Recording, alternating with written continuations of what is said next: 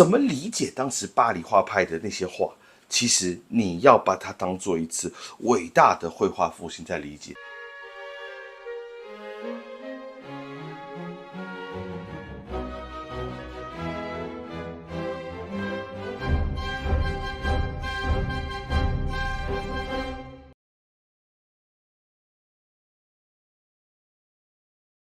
Welcome to Pendiverse， 是关于画家与绘画的频道，我是杨丽。前几期的节目基本上非常的受欢迎，所以呢，我们打算打蛇随棍上，继续把我们前面的这些东西给讲完，把这个故事继续延续下去。我不知道大家会不会有这种感觉哦，就是每次台湾如果有幸借到国外的这些大画家的作品，我讲这个大画家是这种现代主义时候的作品，比如说马蒂斯、毕卡索、布拉克、常玉这些人来的时候，大家都会有一种感觉，就是靠，为什么他们要这样画？我记得我人生的第一个展览，历史博物馆展的常玉，那时候小学3年级的时候，我那时候去的时候，很多长辈他知道我在学画，就偷偷问我说：“小弟弟啊，那个常玉到底在画什么？”其实我没有看得很懂。你知道那时候怎么说吗？那时候怎么说？那都是骗人的。对于我当时的世界，只有石膏像静物这种东西，你知道吗？说那个东西都是骗人的。所以其实我当时自己本身也不是一个很懂的人。那我今天就是要把为什么他们那个时候画出这样子的画，大家以为那种乱画，好像跟想象一样的，好像儿童画一样的这样子的风格，为什么当时大量的画家都产出这样子的风格？难道他们的当时人都画不像吗？要解决这个问题其实我们得从一个很大的角度、很大的历史维度的事件来跟大家讨论这件事情。那我现在要搬来的第一个概念就叫做绘画危机。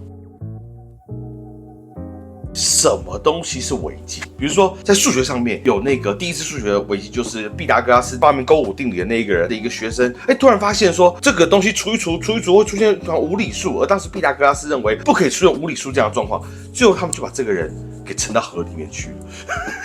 他们觉得他是异端，然后直接把他沉到河里面去，以动摇到人很根本的做这件事情的信心。就像是 AlphaGo 当时第一次打败人类棋手，还是一个很厉害的人类棋手李世石的时候，全世界那种哗然，那种对于人类这方面比机器还不行的这种质疑感，这个就是一种危机。目前到现在总共有3次。第一次的绘画危机是什么时候？它其实是同样的原理，但发生在2个不同的时间段，但是因为它背后是一样的质疑，所以我们把它归类为一次。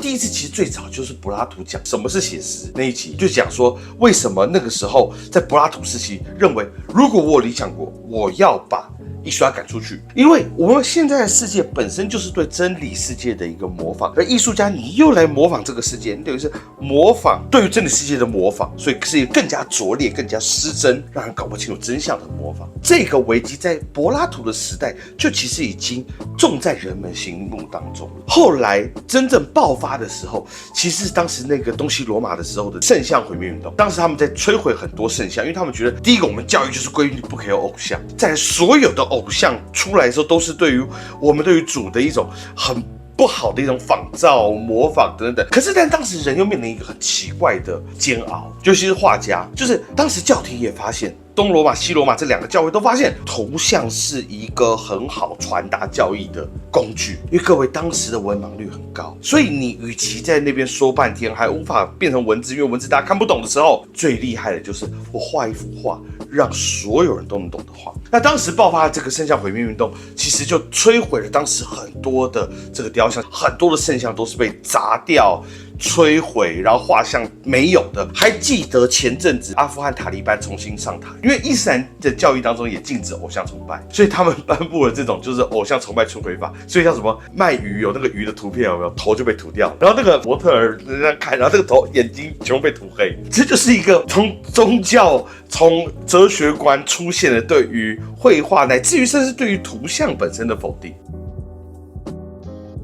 第2次的绘画危机是什么？那就是暗箱的出现，暗箱透镜这样的工作方法的出现，突然之间，就像我上一期节目讲的，原本一个画家他去构思画面，所有东西都是用自己的脑力活动观察自然，归结总结所有的规律，最后把它给图像化的这样的一个行为，突然之间压扁了。变成一个照片来图像来，我就在画布上把它抄下来这样的一个行为。最早开始，北方那些影楼艺术们开始在用这个东西，凡艾克首先开始使用等等等，后来它渐渐的影响到南方，而且这一个绘画危机是不分地狱的。其实刚刚我们前面讲那个危机，那你不信基督教不就好了？你不信伊斯兰教不就好？可是我们现在讲这个危机，它厉害的程度，甚至到我们今天东方世界第一次看到西方那个震惊的时候，其实也是这种危机，视觉上的这种真实跟惊叹，哇，太像了。所以可以说第二次绘画危机是什么？有眼睛的人都会遇到的危机。这个危机呢，它有前面的先是暗箱出现，但因为暗箱出现当然是个行业秘密，是这些制相师们的这种 little secret 小撇步了，所以它其实它传播度不会很高。对，至于后面学院的建立，他们都以为前面的人可能是裸眼的或怎么样，他尽量去练习跟模仿，直到后来照片出现。上期节目我才讲，人类很早就被影像技术给打败，只是我们要等到照片的化学感光剂出现之后，我们才真正认识到打败我们的东西是什么。原来是一套光学系统，可以把光转化为一个2D 平面上的东西。那个时候其实才是第一次有人提出那个绘画意思。拉后谢霍肯尼书上有提到，就是那个人看到说，哇，这个绘画已经死了，不用玩了，他发出这样子的感叹。第三次基本上就是现在了，绘画沦落为一个艺术的自己，一个小小的部分，在这里面，绘画得在一个对他不利的环境当中，努力奋斗的去保有自己的存活空间。这是第三次绘画危机。为什么我们今天一路从美术班成长起来，画到大学的时候，老师现在开头第一句问你说，你为什么还画画？因为这句话本身暗示这件事情，你只是艺术大家庭的一个小小部分，而绘画只是艺术大家庭小小手段之一。你应该在乎的是你的表达面，而这些手段都是可以替换的。所以当老师在问你这句话的时候，基本上是要问你手段这么多，为什么选画画？当然，这个事情就是为什么会催生绘画独立运动。那我们发现，我就是爱画画，不行吗？这个不可以是一个理由吗？好，所以我讲完这3次的绘画危机，它每次都会出现一些转机，而这里面只有第2次是最重要的，因为它是来自绘画本身的挑战。比如第一个，它真正来的挑战是宗教、哲学。然后第3次来的是当代社会对于现代性的一种追索，对于后现代对于绘画这种消解。但唯独第2次，这一次是一个来自绘画本身的课题，就描这件事情。讲完这么一大圈，我现在就要回过头来讲我们今天的主题。所谓我们现在称为现代主义，但我想在我们节目当中称他们为巴黎画派的这些人，为什么要这样画画？是什么样的原因促使他们这样画画？其实当时的这些巴黎画派的人啊，都是非常精于写实的。毕卡索画他妹妹，就以他妹妹为范本祷告的那一张画，那是他14岁、13岁的时候画的。这样子的水准，某种程度上，在以前那一个用裸眼追求透镜的年代，这无疑是天才般的执行能力。我们不可以说他们是学院里面写实或可以画的最写实或最逼真的，但是他们的水准都绝对属于当时代放在美术学院里面前段班的能力。他们那个时候就面临这样子一个很大的问题，整个绘画从出现透镜到塞尚、高更还有梵谷的这一刻中间，人类都是一个在描的，以描为它主要的核心观念的绘画。等于这中间所有东西，你不管是裸眼的还是透镜的，它本质上都是一种描的行为。只是一个是描透镜，一个是看着别人的画家怎么描，他自己再做一次，无非是这样而已。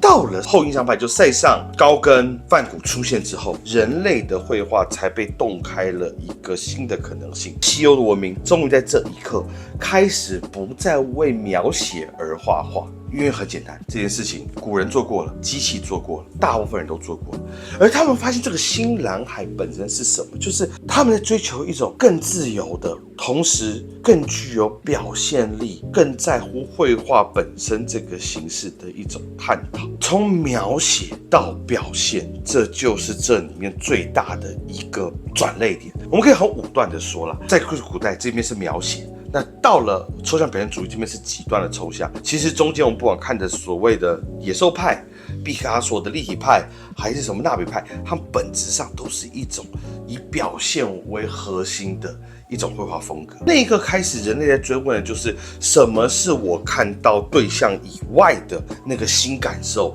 那个新东西。渐渐的，很多画家给出不同的答案，比如毕卡索说：“哦，我可以杂糅不同的视角，我可以用古希腊的造型赋予它怎么样的那种感受，我可以用新古典的上色法给它怎么样的那种感受，我可以用线，我可以用点，我可以用什么给它怎么样的新感受。”马蒂斯开始更加的让颜色站在第一步，这些以可能性表达为出发点的作品开始出现。现在我不知道大家可不可以理解，为什么那个时代的人要这样子画画？因为可能性，因为要寻找新蓝海。我们必须得讲一件事情，这种描或这种写实训练，或者这种所谓逼真的这种画，它存在的必要是什么？以前本质上它是被当作目的的，就是我是为了画这么像我才学画。但是到了这边的时候，它开始变成一种训练，一种完成作品当中的一些必修课程。所以其实我在这边我还是得重复讲一件事，就是说我认为很多的这种逼真绘画的训练、写实绘画的训练还是有其必要性。其实我们会看到当时的人，他借由这边写实渐渐走向一个非常有可能性、非常表达的方向走。其写实的能力，包括画面完成绘画学的知识，可以一直帮助到他们进行新的经验的创造。我们看到这个毕卡索，他一路上都在不停的进化。我们看到那个11只牛，我们就知道他自己本身在这种可能性当中做了很多不同的探索。到现代的绘画的当下，其实很多的写实训练是被摒弃掉。这件事情导致一个问题是什么？越到后面的画家，他们只能单纯的去学前面画家的画来补充自己的营养，而这个方法本身是很容易穷尽的，因为你没有那一个前面画家的那个活水，所以我们看到真实集，所以他们只能从前面画家的这些剩下的东西不断的再去想，进而它的可能性本质上会越来越少。所以我一直强调，这个可能性跟这个基础训练，它是一种只有具备这两种，你才可以正常往前走的一种关系。但是有了这样子的情况，某种程度上它的对立面也在这个时代出现，就这个时代反倒更多人，他开始拿自己的习作当做作品，在网上到处宣传。而这个习作本身，不管它执行的好与不好，它都只是前人跟透镜所遗留下来的这样子的一种痕迹，而把这个痕迹当成你作品最终样貌，这无疑是更错的一个选项。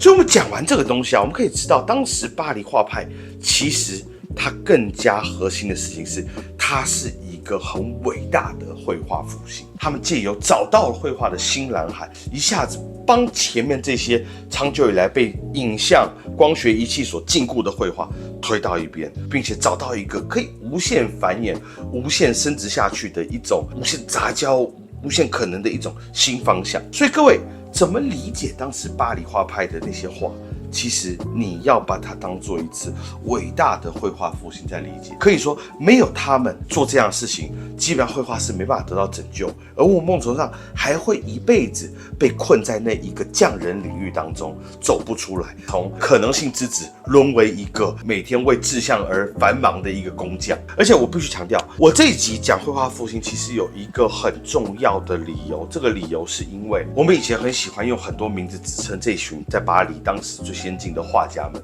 比如说现代主义、巴黎画派，当然是以地名为集结的。而我们每次在使用这个词的时候，往往会这时候很多当代艺术人就会露出一种死前眼神，就是靠北这家伙是不是要复辟绘画？他想干什么？他是不是这个绘画复辟党？但是其实我想跟艺术界的朋友讲这件事情，就是并不是说我们要回到现代主义那个时间点，而是我们要重拾现代主义当时那群画家绘画复兴的这样的一种原初精神，继续创作下去。我觉得只有这种方法，才会让我们的绘画有一种更健康的这种方式继续生长下去，这才是真正爱绘画的方式。OK， 好，那这就是我以上这一期有关于绘画复兴、绘画危机这样子的内容。那这里是 Painterverse， 有关于绘画以及画家的频道，我是画家杨力，我们下次再见喽，拜拜。